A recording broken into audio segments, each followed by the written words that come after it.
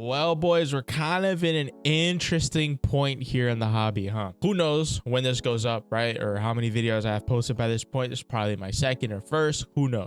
Point is, I'm into this whole Pokemon hobby thing, but I'm super casual. I don't really go crazy with it. I'm not really like deep into it. I'm not really tapped in. You know what I'm saying? I just kind of do it for the love of the game, you know? So I just rip packs, kind of go to card shows, buy the cards that I like, you know, fill up my PC, not really into that whole investor stuff. But that's kind of the topic of this video. I recorded something similar to this about a week or two ago, I believe so. It was more or less talking about my thoughts on like the investor bro people, the especially scalpers. Please leave the hobby. I get it though, bro. Quick profit, you know, it's desirable. You know, you pick something up for retail, 2x it, you know, same thing with sneakers. That's kind of the comparison that I drew the most is sneakers. I saw a lot of sneakerheads getting into this hobby. I get it, profitable. I see them taking the things that they learn and getting into Pokemon, which I feel like, in my opinion, is a lot easier to get into sneakers. This stuff is hot right now. And my original video was talking about like the PokeInvestor bros and how everything's kind of like shooting up, and I don't really understand how the market's gonna like what's going on. Obviously, I'm new to this. I just rip packs and I collect the stuff that I like, right? This you see in top loaders. Besides this is my PC, right? I just have these together because I'm about to hang them up on the wall. Probably gonna see that up soon. But these are top loaders. I'm going to a card show this Saturday, fantasy card show in Chicago. I'm gonna pawn off and kind of hopefully move this into something that I like better for the PC. We'll see. I was kind of new to this whole thing, right? The whole investor thing didn't really make sense. But again, I'm a normie, bro. You know what I'm saying? I don't come from this world. I don't have like the years. Like I started collecting, you could say, right, X and Y when I was a little kid.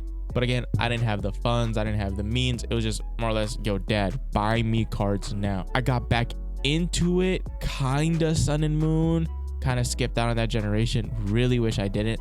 Some of those cards are pretty cool. I just, you know, I was like nostalgia locked, bro. What is this GX? Why can't we have EX? I miss EX. Then Sword and Shield came out. That's when I started to get back into it, really. Then Scarlet Violet came out. That's more or less the time that I kind of got back in, right? I would say around fall, beginning of fall 24 and all through the winter, and then kind of stopped in January because my guy, everything after that, it just went. Like I'm telling you, I left the hobby in a pretty good place. You could walk in, buy your cards, you know what I'm saying? Nothing was crazy expensive. Nobody wanted Crown Zenith. It was going on sale. Either that or it was just printed into the ground. I assume it was just printed into the ground. Because Crown Zenith is pretty busting. Galarian Gallery is fire. I leave the hobby and it's an absolute shambles when I come back a couple months later. So I don't know what you guys did, but I'm gonna fix this. Don't worry. Again, I'm not tapped in. I don't really know where this market goes. Evolving Skies is almost hitting $3,000 a box. Or am I lying? I think I'm lying. It's almost hitting 2K a box. It's pretty much there at 2K. This is crazy to me. You know, I thought it was only like old base set, you know, the old stuff, Team Rocket. You know what I mean? Like, of course, it's all vintage. This is super highly collectible. It's super scarce. But like Evo Skies, I mean, the set's cool, bro, right? Like Moonbreon and all the Rayquaza, all arts, things like that. I mean, like, it's cool and all, but it's like, damn, 2K a box? That's a normie take, though. You know what I'm saying? Like, that's my take from not being in it, right? Some people saw that and said, this is a hot set. This is gonna blow up. Because a year ago, it was $600 a bot. Pretty much hovering around that $600 mark. If you would have bought in, you would over 3x your money. Right? That just doesn't make sense to me, but I get it. It's an outsider take. It's a normie take. I'm not saying I know it shouldn't be that way. I'm just saying I personally don't get it. That was kind of like the main theme of the whole thing. It was like, I just hope that we understand what this hobby is about, you know? It's collecting, right? Opening packs, bro, at the end of the day. Because my fear is like, if we just keep hoarding, nobody's gonna open anything. We're never gonna have these Wailord illustration rares, Clamperl illustration rares, all these ultra rares. What's their promo? But still, that's my fear, you know? All the investor people are like, yeah, you know, I hold, but I know there's like 10 other people that will buy the exact same product and rip it. Who's ripping a $600 booster box, bro? Besides like YouTubers and things like that, you know, people that really got it. I'd rather just buy the Moonbreon. If 2K and that's my chase, bro, I'd rather just drop the 2K on the Moonbreon anyway. Save myself the heartache. Like, pulling it is fire, don't get me wrong. But when the booster box is like $100, that's me though. I'm one of the people that are keeping the investors. I'm funding their retirement. I'm the one ripping packs. I'm the one breaking open sealed product. I'm the one that's staying in line, not to hold for a couple years, but to go home, bust it open, be let down, and do it over again. So I'm the one running supply down, you know what I'm saying? While their investment keeps going up because, you know, supply goes down, right? It's just, you know, I understand that. But it's just, to me, right, with sneakers, I understand. It's scarce. They drop once, you're SOL if you don't get them.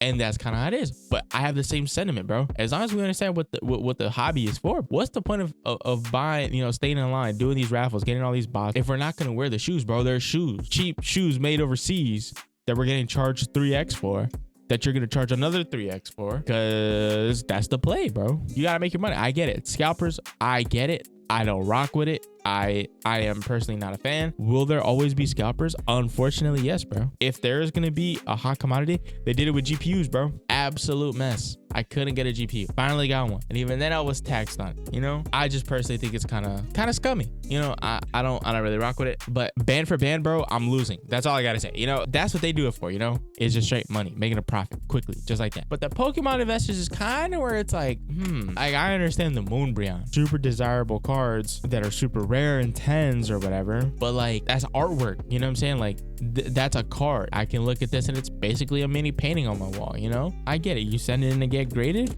and then you get your absolute heart shattered that it's a 9, but that's, you know, that's the hobby, bro. But to me, it's like, who's buying a case and saying, yeah, that's my sealed collection? This brown box is just on my shelf, bro. It looks sick. It does not look sick. Even sealed booster box. I'm holding on to this for a little bit, right?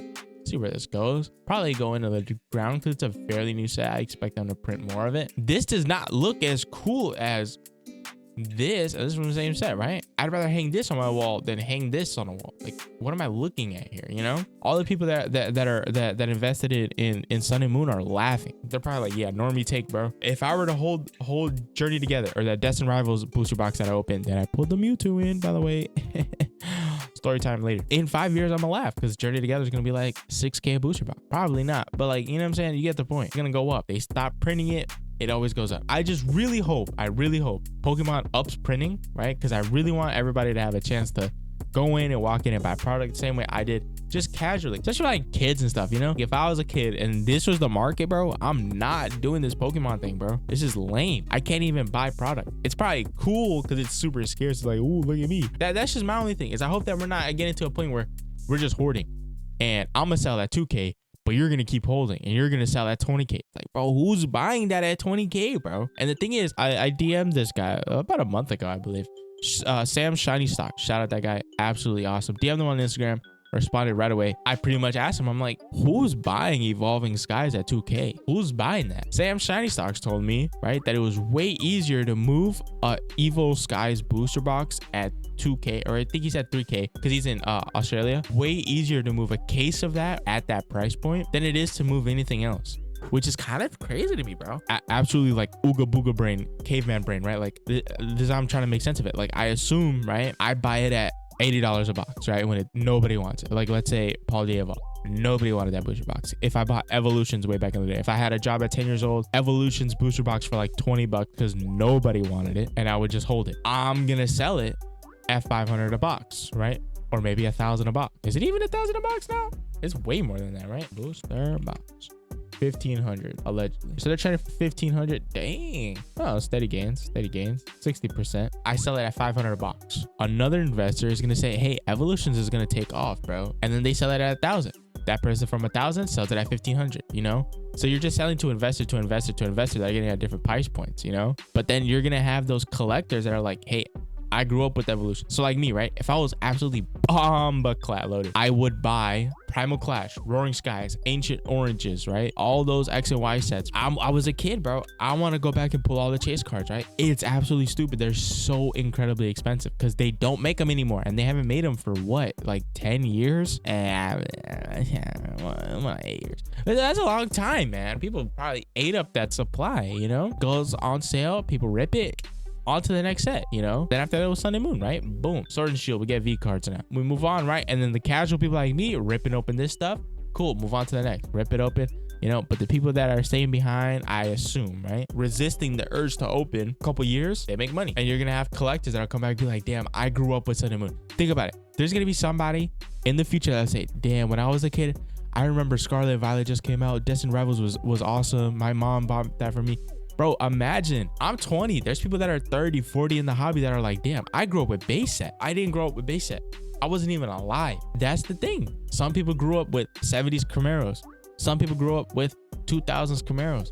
Some people grew up with 2010s. Does that make sense? Like, it'll eventually be collectible memorabilia. So I think I'm starting to get it. You know, I think I'm starting to get it. Again, very super incredibly normie take, because a part of me is like, I wish I could just walk into the store and just buy a product, right? I really wish this whole everyone all of a sudden a Pokemon investor. And I was watching a video, I think Team Rocket Joey, they were explaining exit liquidity, right? More or less, or like the market top, that when people like me, right, normies that are just in here to rip packs, I'm not in this investor stuff. I just rip packs. I'm the one driving your guys' retirement. When I'm like, oh my God, guys, hold on to Journey Together. Hold on to Destined Rivals. You guys need to buy into Scarlet Violet base, right? That's how you know it's time to offload some stuff, because it's about to pop. Honestly, I think the market is really high right now, super overinflated. Everything's kind of correcting itself. And then it's going to be back to a point where, like, I think also in Sword and Shield, especially in Sun and Moon, I believe, there was just a big dip. Nobody really, like, you know, people that are in the hobby stayed in the hobby. And that's the thing. Like, Pokemon will always make money because they're just going to print this stuff. It's